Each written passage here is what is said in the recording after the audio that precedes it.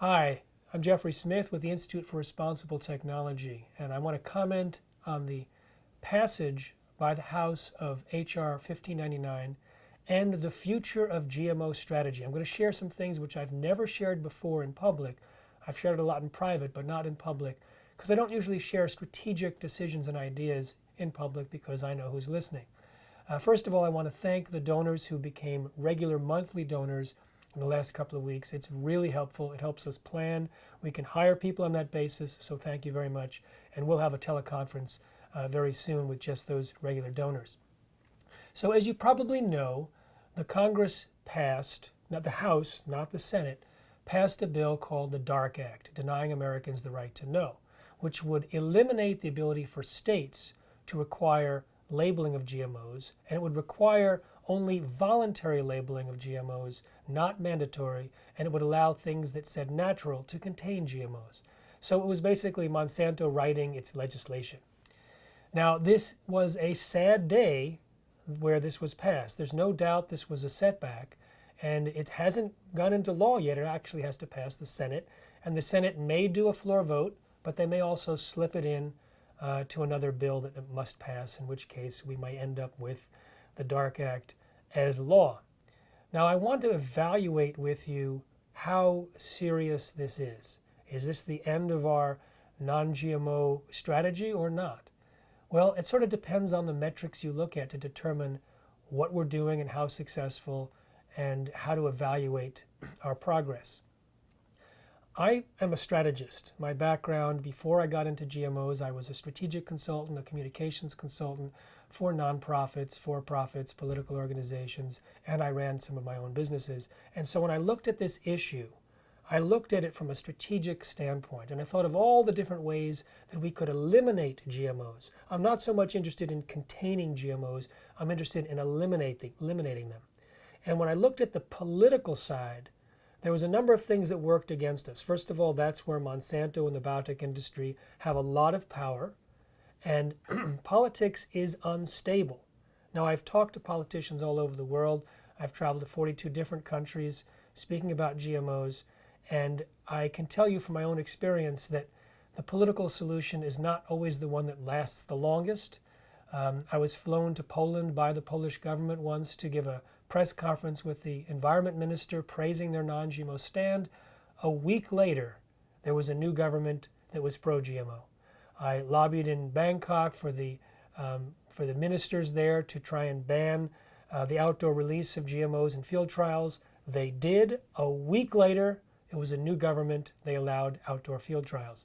So politics is unstable, and even if we pass or they pass the DARK Act, it can unpass a year later, depending on the political climate, etc. So what can we do if we don't have if we go outside the political arena to try and win? Well, we can look to Europe and see what happened there. The European market eliminated GMOs because consumers were concerned. We had a tipping point. Many of you know that I talk about a tipping point. I'm going to talk about the tipping point, but in a much larger context, in a strategic context now. When I went to South Africa, I could not convince the government to change their policy by going to them directly, but when I was featured in a mainstream, the biggest financial paper in South Africa as saying it was crazy for South Africa to use genetically modified animal feed for their animals that they were going to ship to the European markets, because the retailers there, many of them, were committing to consumers not to use GM animal feed. 3 weeks after I left, the government announced that they were going to suspend the import of GMO animal feed to evaluate its impact on trade, and that lasted a long time. So it was the market that drove the government. It was not the direct appeal to the government, but the marketplace. Similarly, in South Africa, and this was about 10 years ago, they allow bovine growth hormone. It's not banned in that country. However, when all the tabloids in the country ran an article that was inspired by an interview that we had talking about the bovine growth hormone as linked to cancer, and they actually titled their articles "Cancer in Every Drop," there was an outrageous outpouring of letters and phone calls, and immediately the two largest retailers committed to say, we're not going to use RBGH, we haven't and we won't. The Milk Processors Association of South Africa said they're against it. So again, it was educating consumers about the documented health risks that drove the hand of the market.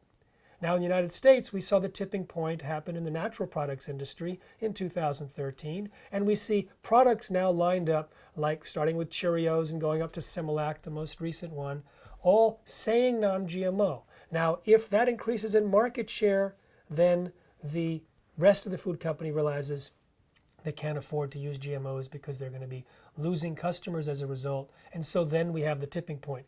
How close are we? Well, 40% of Americans say, as of last year, that they're already avoiding or reducing GMOs, up from 15% in 2007. Now, not everyone does what they say. So a significant percentage of people who say they're doing it aren't actually doing it, but they want to do it. And a lot of these people shop in mainstream supermarkets. So we need to encourage and promote that. Now, I want to come back to the tipping point in a few minutes, but I want to talk about the labeling issue because this is what has been preempted by, or could be preempted by, the Dark Act. We've been aware for a long time that all three branches of government, the congressional side, the courts, and the executive branch, could theoretically preempt state labeling or any local jurisdiction action on GMOs. We saw in Hawaii this year a judge blocking a GM-free zone, blocking a initiative that was voted on by the people, claiming that it was illegal. So we know that the courts can be very biased. Clarence Thomas used to be Monsanto's attorney and yet wrote the opinion on a Supreme Court opinion that was in favor of Monsanto and never recused himself. Monsanto is suing, among others, the Vermont, the state of Vermont for passing a labeling law. We could lose there too. So courts are one way that they could preempt state labeling. The Congress is another. That's what the Dark Act is doing. I wasn't anticipating that it would come from the Congress. I was anticipating that it would come from the FDA. The FDA is mandated to promote GMOs. It's part of their instructions from this and previous administrations. And they have proven how they can preempt states' rights on many things. For example, restaurant chain menu labeling. It was passed in 19 different jurisdictions, from state to local. And here comes the FDA preempting it all, saying we don't want a patchwork of regulations. We'll do something nationwide so that these restaurant chains are not at a disadvantage. So here comes the FDA. Let's say we passed it in California or Washington or whatever. They could simply march in and pretend to be the good guy and say, oh, you want labeling? We're going to establish labeling, and we're going to do a stakeholder consultation to see what appropriate labeling legislation or what policy is appropriate.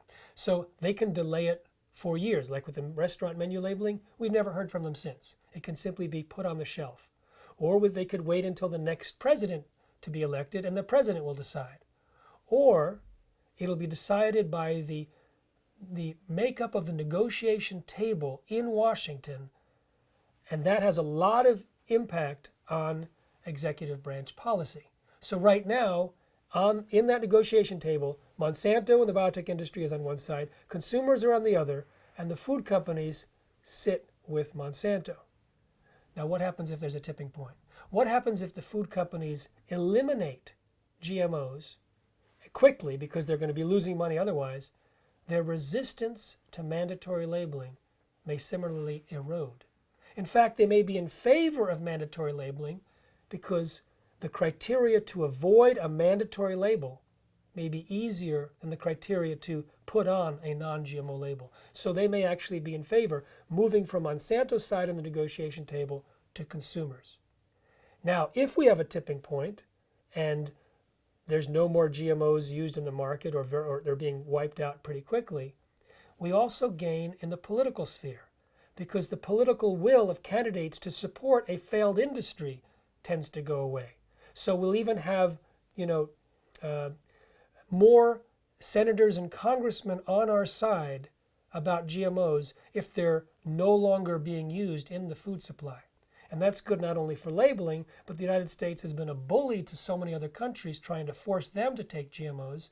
That's obvious from the WikiLeaks reports, that also may go away. So the tipping point turns out to be extremely effective even in establishing mandatory labeling, because we can win over politicians more easily and certainly the food industry. But can we get a tipping point without mandatory labeling? Yes, we can. We can do it through voluntary labeling. The Non-GMO Project is an example. But let's go back earlier to bovine growth hormone. There's no mandatory label if you have milk from cows treated with bovine growth hormone. However, there was a tipping point a few years ago. It was kicked out of Walmart, Starbucks, Yoplait, Dannon, most American dairies based on voluntary labels because the competitors in that arena started declaring their products as without RBGH, and so those that hadn't yet declared had to follow. When Yoplait announced in February one year that it would be RBGH free by August, within 2 weeks, Dannon announced that its yogurts would be RBGH free by the end of the year. That's how it works because they don't want to allow their competitors to get an advantage. And that can be done on the basis of voluntary non-GMO labels. So how do we drive the tipping point? We drive it through behavior change messaging. Messaging that tells people that GMOs are unsafe, that pulls away the credibility of those who say that it is safe, like the FDA, which is really easy to do, like Monsanto, which is really easy to do. And we give people the real truth about GMOs and allow them to make healthier non-GMO choices in the supermarket. So now, here's where we can marry the labeling effort with the tipping point effort. I have been very disappointed in the messaging used by the ballot initiatives, the 4 states that had labeling ballot initiatives. I tried my best, I promise you, I tried my best to get them to incorporate behavior change messaging so that they would spend the millions of dollars that were spent would be migrating customers to non-GMO choices. Imagine if that had happened. The food companies would see, my God, they figured out how to spend the millions of dollars and they're stealing our customers. It doesn't matter whether we win or lose at the ballot box. We're losing at the cash register. We have to eliminate GMOs immediately. So if that behavior change messaging had been in place, even if we lost the ballot initiatives, we might have won the war by now, because that was millions of dollars that could have driven purchasing dollars to non-GMO food. Now, unfortunately, they stuck primarily with your right to know. And I talked to some of the best advertising experts in the world, and they were very angry and disappointed because they said there were so many reasons why that was not the best choice from an advertising standpoint. And I look at it from a strategic standpoint and also from an experience standpoint. When we give behavior change messaging, then people actually become antidoted to the lies by the biotech industry, because part of the behavior change messaging is to expose those lies. Now, to their credit, it's true that some of the messaging from the more recent ballot initiatives did talk about the pesticides built into the GM crops. I don't think they went far enough, and it was frustrating to watch. In fact, there was still a resistance, even at the very end, to talk about the health dangers. And I remember being on an email thread, as I often am, with many, many scientists around the world and physicians who are dealing with GMOs. And when they realized that we had lost in Oregon and lost in Colorado, and people mentioned that they were shying away from talking about the health dangers, one after the other, all of these scientists said, but there are health dangers. They shouldn't be shy from it. There are documented evidence, peer-reviewed published studies, which we know about. But unfortunately, the people that were hired for the political campaigns were not convinced to go there, and I think it was sad. Now, what about in the state legislative campaigns? Is it appropriate to bring up the health dangers there? Should we just talk about right to know? Well, when I went to Sacramento to help out with the lobbying in California recently to try and get them to introduce a bill for labeling, I had a rather eye-opening experience. They had already failed the previous year in a vote to get mandatory labeling. And I interviewed the chief of staff of one of the senators who said the whole time he was going to vote for the labeling bill and ended up voting against it. And what he did is he created a debate between both sides so he can get all the arguments. And the chief of staff said the pro-GMO labeling side was just saying right to know and wasn't giving any data on the health dangers. and the other side was giving all this data, so he switched his vote, and we lost because of that. I spoke to another 2 or 3 staff members, and they all said, we need to see the health dangers. So when I cornered, I said, okay, what about just the right to know? Isn't it our right to know that GMO foods are in, irrespective of the health dangers, even if there's no problem? He said, no, if you put a label on it, it implies there's a problem, so we could be hurting the bottom line of companies for no reason. I need to see the health dangers. So the people who were actually doing the votes and their staff needed to see information about the health dangers. Does it work? Well, my experience is that it does. When I was in Vermont, they were passing the first state regulation on GMOs, seed labeling. I found out later because a master's student did a thesis on the impact of my book, Seeds of Deception, on the passage of the state regulations. As you may know, Seeds of Deception is all about the health dangers and the corruption behind GMO approval. So we had read these quotes from these representatives who said basically, once the book arrived, it was the basis of every conversation on GMOs. And it changed votes one after the other. People were saying, when I read the book, it changed my vote. When I read the book, it changed my vote. One of the members of the House actually walked out to a freezing demonstration by 200 campaigners, held up Seeds of Deception, said, everyone has to read this book. So it worked in Vermont. In fact, when I showed up there, I gave a talk about the health dangers and the corruption in the State House. I testified twice by phone to the Agricultural Committee for the labeling and introduced the health dangers. And from their response, I can guarantee you it made an impact. Well, then there was Connecticut, another state that passed a labeling law, although this one had a trigger clause and it didn't get implemented right away. And we invited some members of the Assembly and senators to a fundraising talk. And a top senator showed up, saw me speak, and then later he became one of the chief advocates for the labeling and said to a campaigner, all we have to do is get our opposition in front of Jeffrey Smith for 10 minutes, and that's all we need. That worked for me. So I'm not saying this to toot my horn. I'm saying this was the actual quote from the senator. It was the 10 minutes that he actually spent closer to half an hour in the talk listening, and that sealed the deal with him. So I don't believe that the people who were lobbying the congressman for 1599 on our behalf were talking about the health dangers. Certainly in the testimonies in the hearing, there was no real discussion about the health dangers and the corruption for the approval. So I think that was a mistake. So we would like to help with that lobbying and help with that messaging, and we'd like your help to make that happen so we can give the truth to the senators that need to stop the passage of the Dark Act. So what do we do going forward?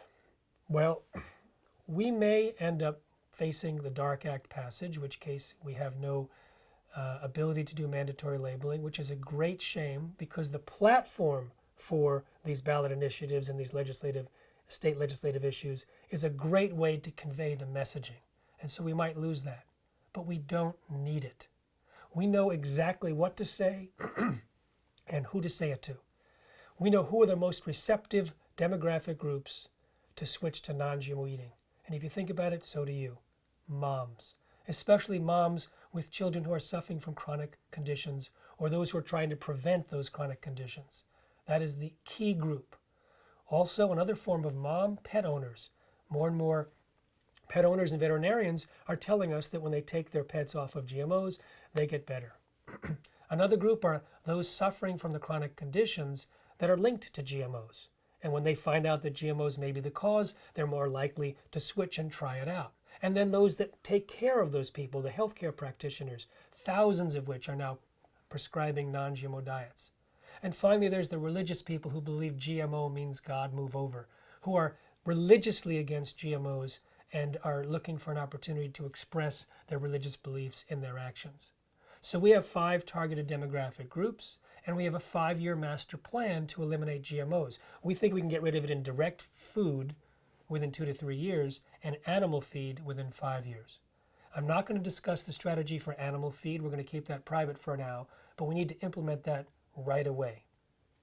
I would like to ask your support for implementing our 5-year master plan.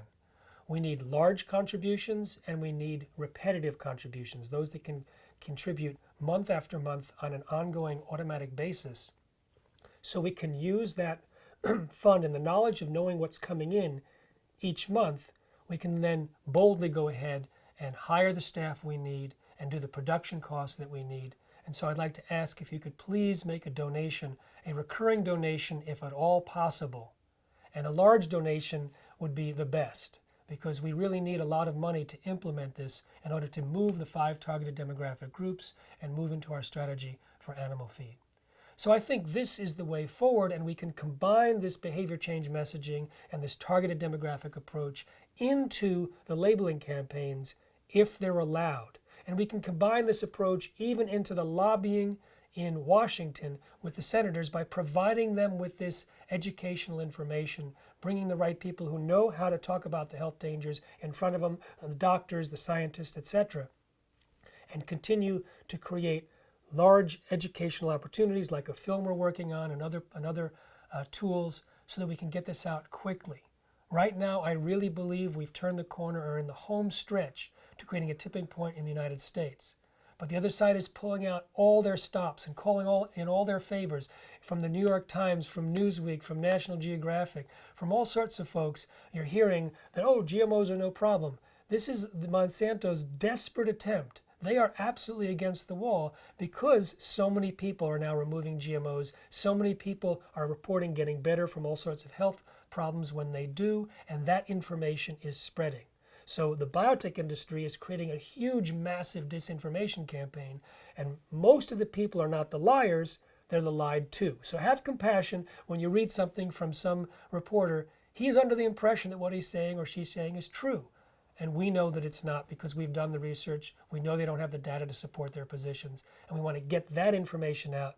We don't have to get out to the general public. When I read something in a mainstream magazine or newspaper, I know it reaches millions of people. We don't have to reconvince those millions that it's wrong.